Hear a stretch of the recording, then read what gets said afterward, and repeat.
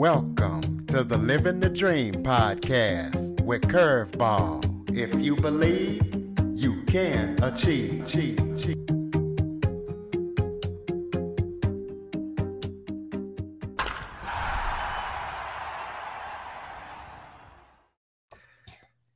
Hello and welcome to another episode of Living the Dream with Curveball.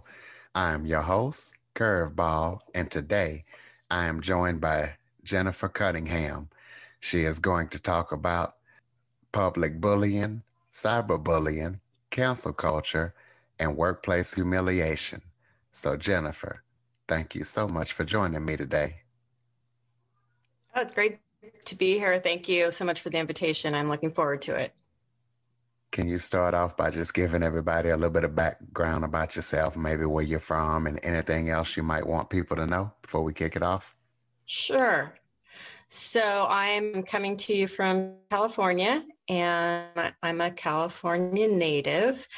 And I've worked as a coach and a counselor for over 20 years, mostly with helping people with their careers and relationships. And for the last year or so, I've kind of focused on helping people recover confidence after crisis. More and more, we're seeing people, especially, in this virtual online world, we're seeing a lot of people really get their reputations destroyed from things that are maybe false accusations, as well as things that are kind of out of their hands to control. So I had a situation in which that happened to me, and it prompted me to kind of want to move in this direction. And there's, I'm finding there's more and more people out there that are really suffering some damage. So that's kind of what propelled me to go into this area. So let's talk about that situation that prompted you to get started in this field. Tell us about the situation and how you handled it. Yeah, I work at a university, and I've been working in higher education at a couple different places for over 20 years. That's the bulk of my career. And in the particular situation that I was in, I'm in a very challenging role where I have to make, decisions which can impact the students in a variety of ways, some of which can be pretty devastating. Sometimes students get expelled and maybe they aren't allowed to continue with their education. And, what happened was even before I was making the decision, I was just in the beginning stages of looking into an incident. And I think some people thought that I was going to make a decision that wouldn't benefit them. And they came after me in kind of a really public way. They, they plastered the entire campus with my name and asked that I, be fired, and called me incompetent and accused me of saying some very ridiculous things that I would never say. That was really hard to take, because at the time I had really been kind of a beloved person on campus and had lots of just outstanding relationships with the students and had a really good reputation among my peers. And the situation really, affected me. I had always kind of, liked to have a glass of wine at after work, but I was drinking more and more. And my husband was getting a little sick of hearing, he was very supportive, but even he was tiring of hearing, how this was affecting me. And I couldn't sleep, and my blood pressure went up. So I really, I started feeling some pretty effects of this situation. And all I really wanted to do was move into another job. I wanted to, quit and move to something else. And I tried, but I was so kind of damaged and hurt emotionally at that time that I really wasn't putting off the right vibes for anybody to hire me. And luckily for me, the administration of the university investigated the accusations that were made against me, and they determined that I was, I had followed the procedure and did what I was supposed to have done. So in that way, I was supported But even with that kind of support, it was just really, it was really hurtful experience to me. And so that's kind of what, what prompted this whole thing. And then the more I researched and read and kind of investigated about defamation and slander and those kind of things, I realized that, wow, there's a lot of people that have had way more severe experiences than that I have. Maybe more damaging, but I think, when I compare what I went through to a lot of the stories that I've heard since then, I feel so fortunate to have kind of come out of the situation, in a way, a better person for having gone through it. So how were you able to bounce back and rebuild your reputation, or were you able to rebuild your reputation after all this had happened? Yeah. So, I started reading a lot about people who had, their reputations destroyed, sometimes by, a decision that they made that was wrong, or sometimes just from being an innocent victim. And I started researching and kind of, just discovering, and, I looked into, suing the people who, instigated this. And it was a group of students, but I believe that they were backed by some faculty who thought that they knew how to do my job, and they didn't really understand the ins and outs of what I was supposed to be doing.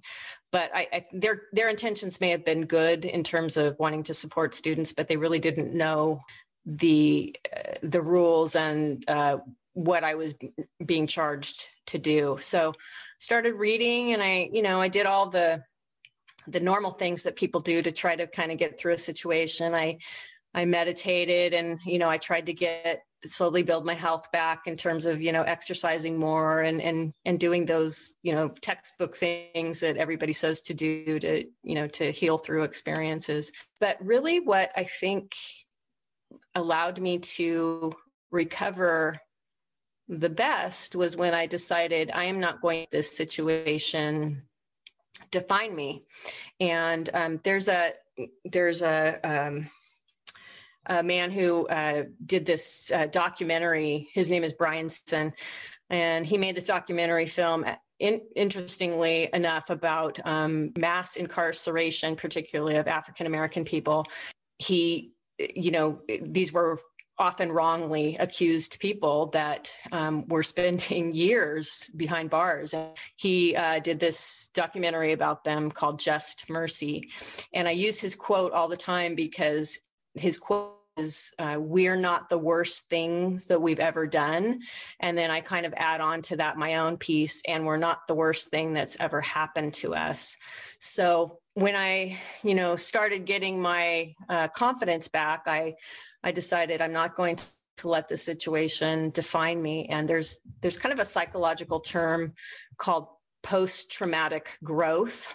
And that's where, you take a situation you were in that maybe was very damaging and hurtful, and, often can really destroy people if they let it. And you take that situation and you grow through it. So essentially that's kind of what I did. I put my efforts into creating this business with the idea in mind that I wanted to help people, and that helped me heal. And then kind of what's even helped more is listening to people's stories about their own situations and offering them help. Often that's just someone to listen to them outside of their immediate circle. Maybe their friends and their family are just growing weary, and they don't want to hear about it anymore. They just want their loved one, their spouse, their friend, their daughter, their sister, their brother, whatever. They just want that person back. They just want that fun person that they were before the incident. They just want that person back. And often they're tired of hearing the person ruminate about their experience. And that's where, I can be helpful too, in just kind of being that objective voice.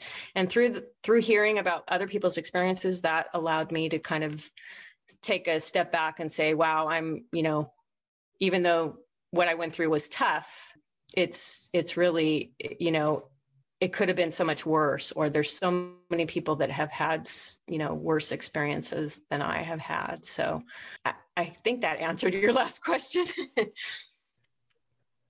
Well, this next question is twofold, and it did answer my question. The first part of the question is, are you still working at the university, or are you just focusing full time on your business? And the second part is, tell us about your business that you're using now to help people. Yeah, I am still working at the university, and you know that incident was back in 2018, so it's been a couple years, and I am there, and you know it's been fine since, and I, you know, I've regained my confidence and am no longer really looking for alternative work, and the business I do part time. You know, ideally, I would like to build this business to where, you know, as I approach maybe retirement age, that I could, you know, have some income coming in from doing this part time. And, you know, if it takes off, and, you know, my challenge is marketing, right? Because I know that there's people out there like me that are experiencing this kind of trauma, but they're not exactly shouting from the rooftops that they've been, you know, slandered or defamed.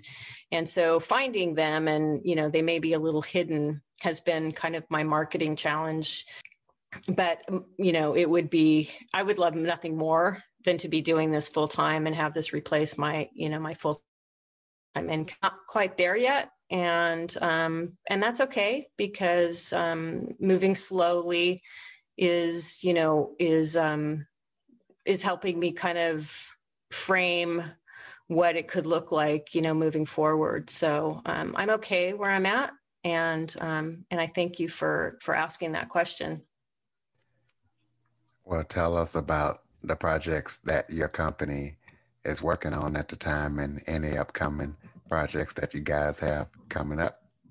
Yeah. So in my effort to get exposure, I talk on lots of podcasts, and when things are back to normal, when COVID is over, I hope to be on, you know, different platforms and, you know, stages, and be able to speak about this to audiences. I have a small Facebook group, and, you know, if you're interested in joining my Facebook group, it's Confidence After Crisis, Revive Your Badass Self.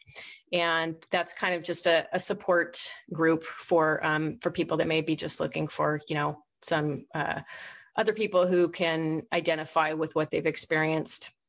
And I am on LinkedIn, and do some other, you know, I do some other kind of marketing. I'm developing a webinar and maybe a short course where people can learn about this themselves. And then, of course, people can work with me one-on-one. So my one-on-one package is usually, I really think that anything less than 6 sessions really doesn't provide enough time to get to the heart of the matter. So I have kind of a 6-session program that walks people through some different phases, along with some activities from positive psychology and solution-focused brief therapy that I use with my clients to kind of reconnect them with all of their achievements, and get them back to themselves, or I like to say better than before. And I really like this concept about post-traumatic growth. If people can get there, and it takes a while sometimes to see how a bad situation, or a humiliating situation, or a situation that people have been hurt from, how they can recover and move forward. But we see it all the time. It's just, it's those success stories, right? Where you hear people have just had these horrible things happen to them, false accusation, or like I mentioned, being imprisoned without a due process or unjustly. And we're seeing that so much more now. Thankfully, there's more awareness of that type of thing. But you see these people that have had these, like 20 years in prison for a crime they didn't commit, right? And I mean, I'm talking about something so minor compared to that. But I think we're seeing there's those people that walk out of those situations with resilience, they have gone through these horrible experiences, but yet they're able to move beyond them. And that's where I get a lot of my inspiration, is from people like that, because I just think, wow, if somebody can walk out of that situation with their head held high and ready to move on, with the rest of their life, what they can make of it. All of us can do that. So, again, I think I kind of rambled off your, the question that you asked me, but those are the kind of things that I, research and I look into, and I try to connect with people that are doing similar work. And I've become kind of involved in this workplace bullying community.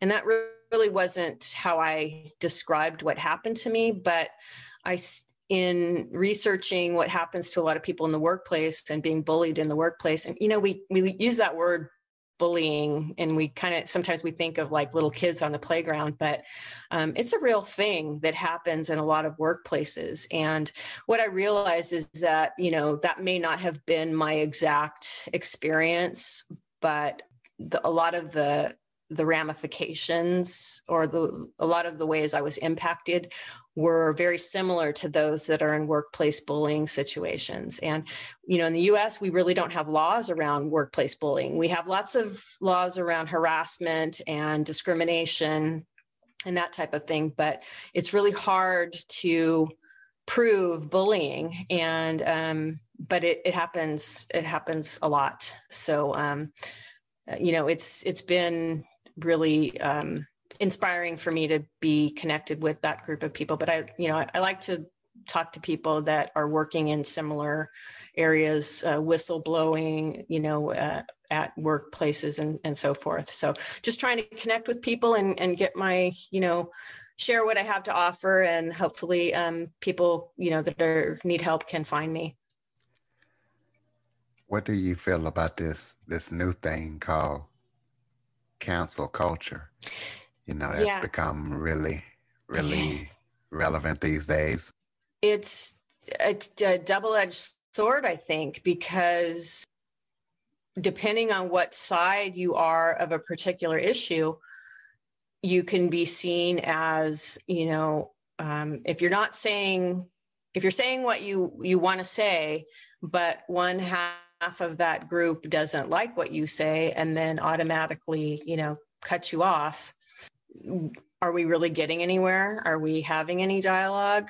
But then by the same token, if you're saying things that are so outrageous or, fake news or whatever you want to call it, those types of ideas shouldn't be perpetuated. So what I come back to is how that person who has been canceled, how they feel. So if I talk to somebody and that's their experience, I try to I don't focus on what the issue was, what they, I hear their story and they tell me their story, but I don't focus on the right or wrong of the side that they took. What I try to focus on is helping that person work through their situation and come out okay afterwards. But it's in a time where we need dialogue more than anything. It's a very tricky thing. And, I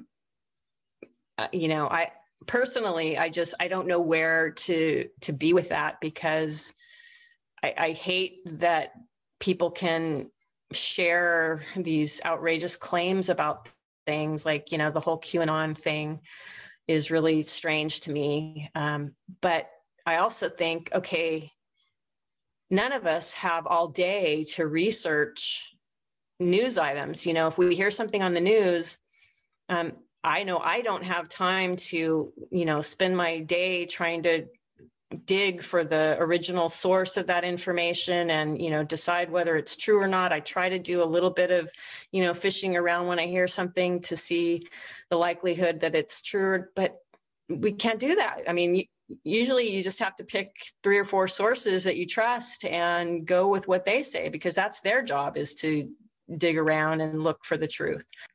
So I think it's a very, very tricky situation. I just wish people would, I mean, my hope for the world, if that's not too big, is that, we can just really talk and listen to each other, but it's challenging.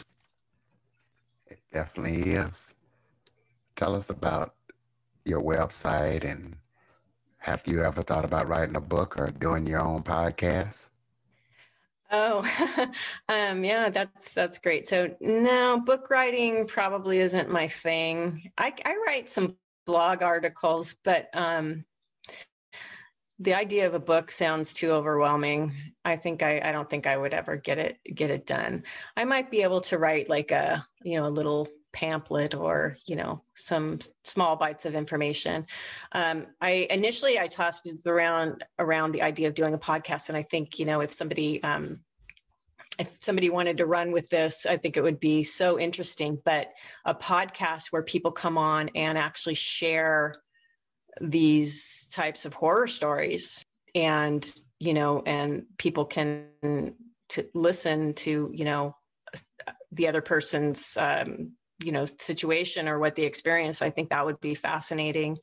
I'm not inclined to start that, but who knows, maybe if I could get something like that going, I think it would be a really interesting story. I tell the story in a lot of my workshops, or when I present about Monica Lewinsky.